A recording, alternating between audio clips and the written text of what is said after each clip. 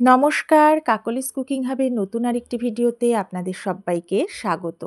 আজ আমি বাঁধাকপি একদম নতুন একটা পদ্ধতিতে রান্না করে আপনাদের সাথে শেয়ার করব, যেটা রান্না করাও যেমন সহজ, খেতেও অসাধারণ। তাহলে চলুন কথা না বাড়িয়ে রান্নাটা করে ফেলি।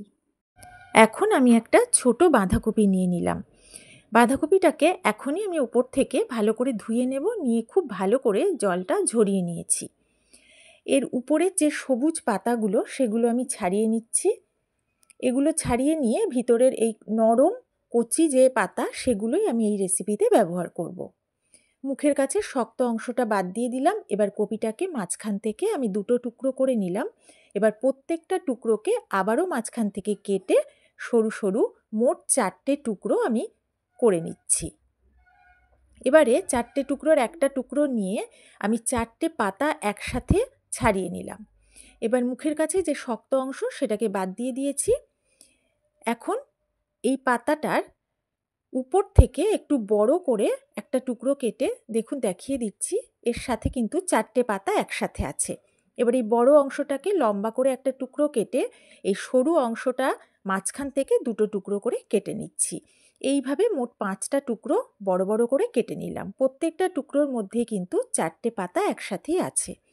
আবারও একটা অংশ নিয়ে একইভাবে 4টে পাতা ছাড়িয়ে নিয়েছি। এর যে শক্ত অংশ সেটা কিন্তু বাদ দিয়ে দিচ্ছি।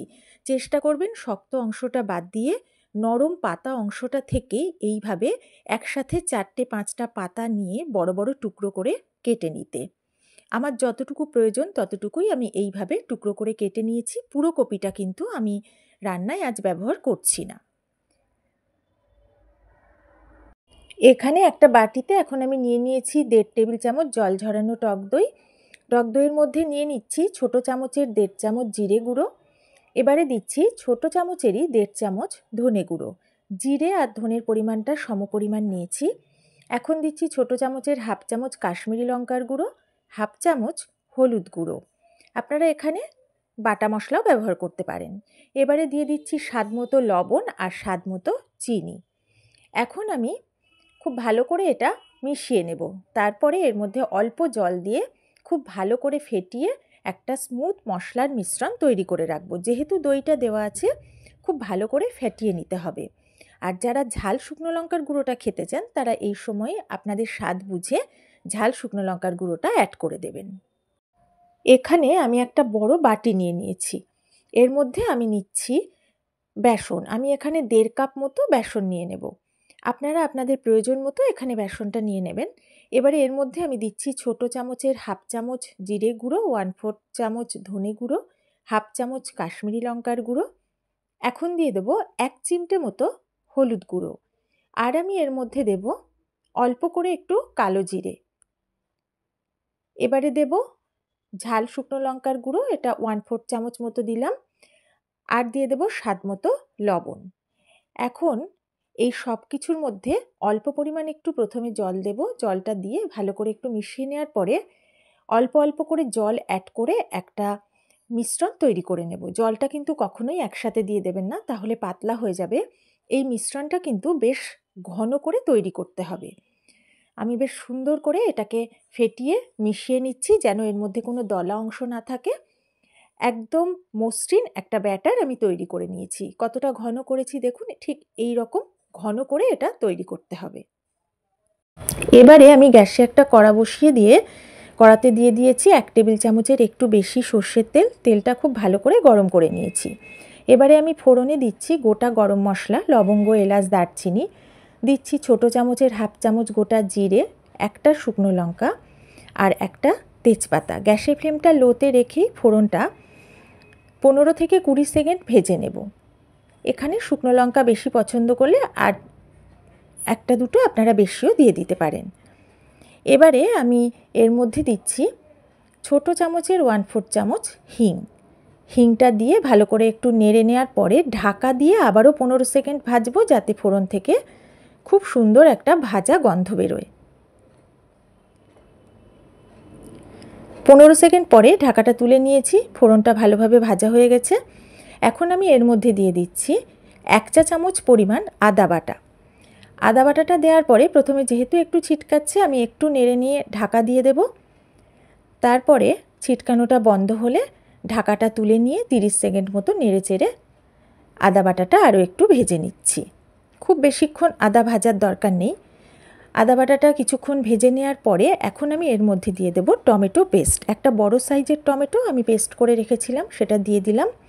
এটা দেওয়ার পরে আমি গ্যাসের ফ্লেম লো করে ঢাকা দিয়ে বেশ কিছুটা সময় কষিয়ে নেব, যাতে টমেটোর কাঁচা গন্ধটা একদম চলে যায় আর টমেটোটা বেশ ভালোভাবে ভাজা হয়ে যায়। ঢাকাটা তুলে নিলাম। খুব সুন্দরভাবে টমেটোটা ভাজা হয়ে গেছে, তেলটা ছেড়ে দিয়েছে। দইয়ের সাথে মশলা মিশিয়ে যে মিশ্রণটা আমি বানিয়ে রেখেছিলাম সেটা এখন আমি এর মধ্যে দিয়ে দিচ্ছি। পুরোটা দিয়ে দেওয়ার পর আমি গ্যাসের ফ্লেমটা একদম লোতে রেখেই প্রথমে একটু নেড়ে নিচ্ছি, তারপরে ঢাকা দিয়ে বেশ কিছুটা সময় আবারও কষিয়ে নেব, যাতে দইয়ের কাঁচা গন্ধটা একদম চলে যায়, সুন্দরভাবে ভাজা ভাজা হয়ে যায়। ঢাকাটা তুলে নিলাম। খুব সুন্দরভাবে কষানো হয়ে গেছে। আর যেহেতু দই দেয়া ছিল তাই এটা কিন্তু লো ফ্লেমেই করতে হবে। আবারও একটু নেড়ে এটা ভেজে নিলাম। এবারে আমি এর মধ্যে দিয়ে দেব কাজু বাদাম বাটা। 1 টেবিল চামচ কাজু বাদাম আমি অল্প জল দিয়ে একদম মিহি করে বেটে নিয়েছি। এটা আমি এখন এর মধ্যে দিয়ে দিলাম। এটা দেওয়ার পরে প্রথমে একটু মিশিয়ে নেব, তারপরে আমি এর মধ্যে অল্প জল অ্যাড করব। যারা প্রথম থেকে এতক্ষণ আমার সাথে থেকে ভিডিওটা দেখছেন তাদের সবাইকে অনেক অনেক ভালোবাসা।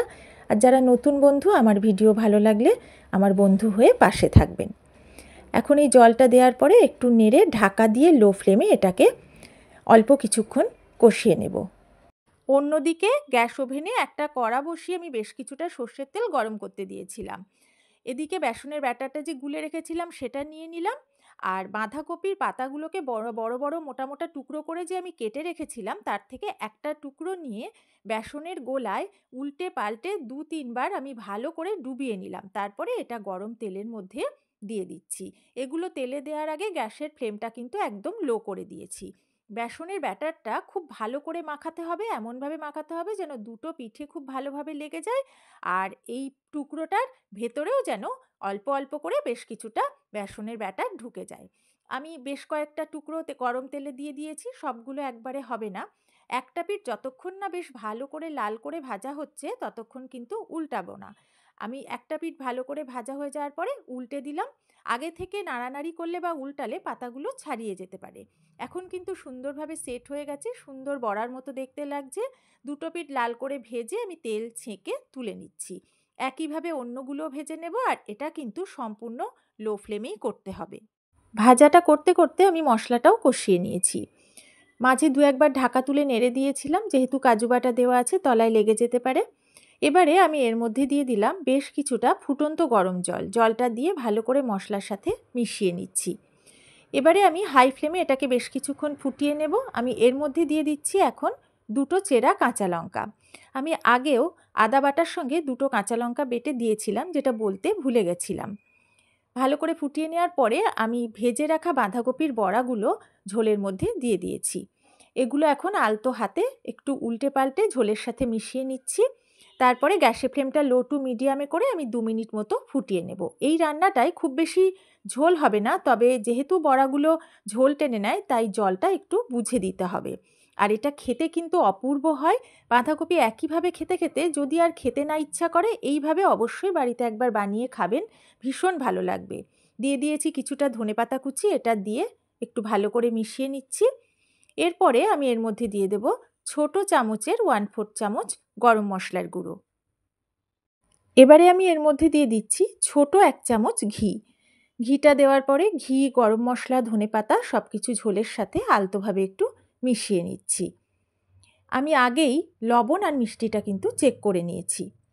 এগুলো মিশিয়ে নেওয়ার পরে বড়াটাও একটু উল্টে দেব, আর একটু দেখিয়েও দেব বড়াটা কিন্তু একদম গোটাই আছে, একটুও ভেঙে যায়নি বা ছাড়িয়েও যায়নি।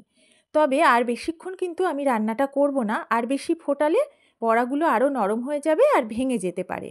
এবারে কয়েক সেকেন্ড মতো আমি একটু ফুটিয়ে নেব, তারপরেই গ্যাসের ফ্লেমটা অফ করে দিয়ে ঢাকা দিয়ে 1-2 মিনিট রেখে গরম গরম পরিবেশন করব। বাঁধাকপির বড়ার কালিয়া কেমন লাগলো আপনাদের আমাকে জানাতে কিন্তু ভুলবেন না। এটা রুটি, পরোটা, ভাত পোলাও, ফ্রাইড রাইস সব কিছুর সাথেই কিন্তু ভীষণ ভালো লাগে। যদি রেসিপিটা ভালো লাগে ভিডিওতে একটা লাইক করবেন, পারলে শেয়ার করবেন। সবাইকে অনেক ভালোবাসা জানিয়ে বিদায় নিচ্ছি। সবাই ভালো থাকবেন, সুস্থ থাকবেন।